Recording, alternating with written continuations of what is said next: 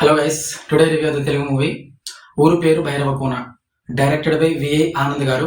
Starring in lead roles Sandeep Kishan, Kavya Thapar, Varsha Bollamma. యాక్చువల్గా ఈ movie రేపు అంటే ఫిబ్రవరి 16th రిలీజ్ అవ్వాల్సి ఉంది. బట్ దానికంటే ముందేసే పెయిడ్ ప్రీమియర్ షోస్ పడ్డాయి. సో మూవీ చూడడం జరిగింది. మూవీ గురించి చెప్పాలంటే నా ఒపీనియన్ అయితే okay, it's a decent film అనిపించింది. కాకపోతే ఫస్ట్ హాఫ్ ఎలా స్టార్ట్ అవుతుందంటే క్యారెక్టర్ ఇంట్రడక్షన్ తోటి స్టార్ట్ అవుతుంది అనమాట. So through out the first half మొత్తం కూడా 1 by 1 క్యారెక్టర్ ఇంట్రడక్షన్ అనేది జరుగుతుంది. ఒక క్యారెక్టర్ ఇంట్రడక్షన్ అయిన తర్వాత ఒక సీన్ జరుగుతూ ఉంటుంది. వాళ్ళ రోల్స్, రెస్పాన్సిబిలిటీస్ అంటే ఏంటి చూపిస్తారు. సెకండ్ క్యారెక్టర్ కూడా అలాగే. సెకండ్ క్యారెక్టర్ ఇంట్రడక్షన్ తర్వాత వాళ్ళ రోల్ అండ్ రెస్పాన్సిబిలిటీస్ అంటే అలాగే థర్డ్ క్యారెక్టర్, అలా ఒక్కొక్క క్యారెక్టర్ ని ఇంట్రడక్షన్ చేస్తూ వాళ్ళ రోల్స్ అండ్ రెస్పాన్సిబిలిటీస్ వాళ్ళు ఏంటి అనేది చెప్తా ఉంటారు అనమాట డైరెక్టర్. సో ఫస్ట్ హాఫ్ మొత్తం మాక్సిమం అలాగే సాగుతుంది. సో ఒక్కొక్క క్యారెక్టర్ అంటే రాజప్ప క్యారెక్టర్ లో జాన్ క్యారెక్టర్, నారప్ప క్యారెక్టర్, పెద్దమ్మ క్యారెక్టర్, బసవ క్యారెక్టర్, భూమి క్యారెక్టర్, గీత క్యారెక్టర్, ఇలా 1 by 1 వాళ్ళ పేర్లతో సహా వాళ్ళ రోల్స్ అండ్ రెస్పాన్సిబిలిటీస్ వాళ్ళు ఏంటి, అసలు మూవీలో ఏంటి అనేది క్యారెక్టర్ ఇంట్రడక్షన్ తోటే నింపిస్తారు అనమాట.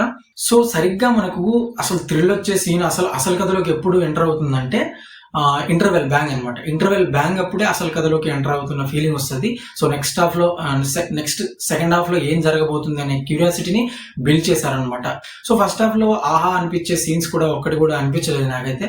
సో థ్రిల్లింగ్ అంతైతే అనిపించలేదు, మరి నార్మల్ గానే నడిపారు.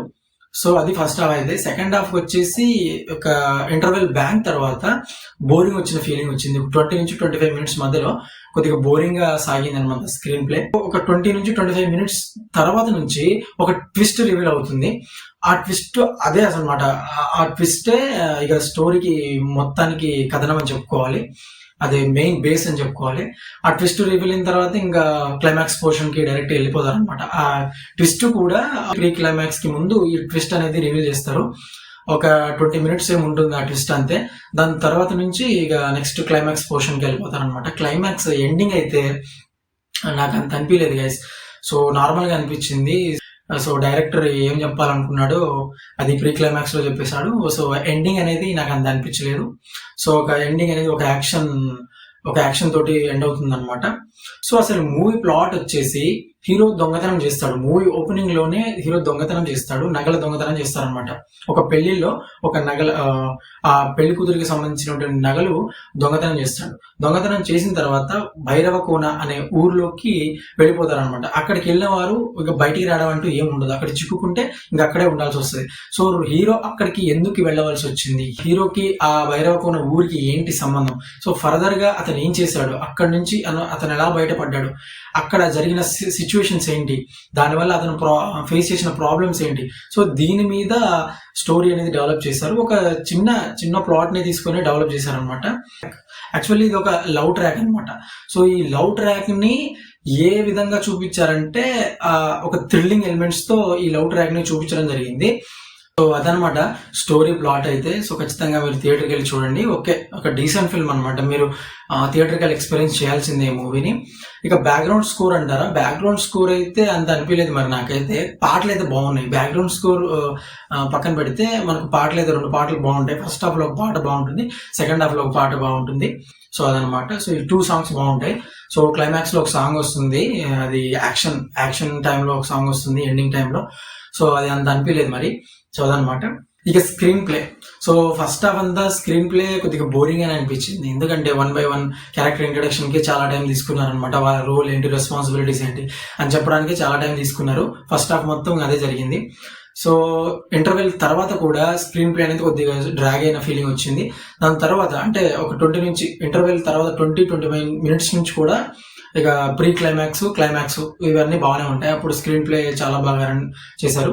ఇక సినిమాటోగ్రఫీ అంటే మాక్సిమం ఈ మూవీలో నైట్ విజువల్స్ ఎక్కువ ఉంటాయి అనమాట.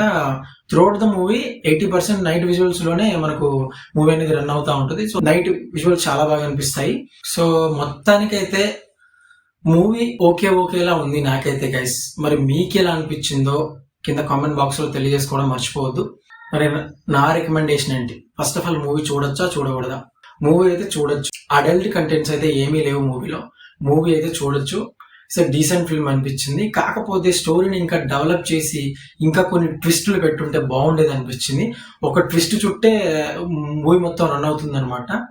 సో ఎక్కువ ఇంపార్టెన్స్ వచ్చేసి మన వర్ష బొల్లమ్మ గారికి ఇచ్చారు ఈ మూవీలో. ఆమె చుట్టే ఈ ఫిల్మ్ అంతా రన్ అవుతూ ఉంటుంది, ఆమె గురించే రన్ అవుతూ ఉంటుంది. ఈ మూవీకి నా రేటింగ్ వచ్చేసి 2.5 అవుట్ ఆఫ్ 5 అనమాట. సో ఎందుకంటే కొన్ని సీన్స్ బోర్ కొట్టించేలా కూడా ఉన్నాయి. స్క్రీన్ ప్లే వల్ల కానీ ఆ స్టోరీ నడపడం విధానం ఏదైతే ఉంటుందో కొద్దిగా బోరింగ్ అనిపించింది. So that's the minus point అనమాట. ఫస్ట్ హాఫ్ మొత్తం చాలా క్యారెక్టర్ ఇంట్రడక్షన్ తోటే నింపిస్తారు. సో అదొకటి మైనస్ అనిపించింది మూవీలో. సో అదనమాట మూవీ గురించి అయితే. ఇలాంటి మూవీ కంటెంట్ తో మళ్ళీ మీ ముందు వస్తుంటా. కాబట్టి మా ఛానల్ని సబ్స్క్రైబ్ చేసి పక్కనే ఉన్న బెల్ ఐకాన్ని యాక్టివేట్ చేసుకోవడం మాత్రం మర్చిపోద్దు. Will meet in the next review. Until then take care and bye bye. See you, signing of.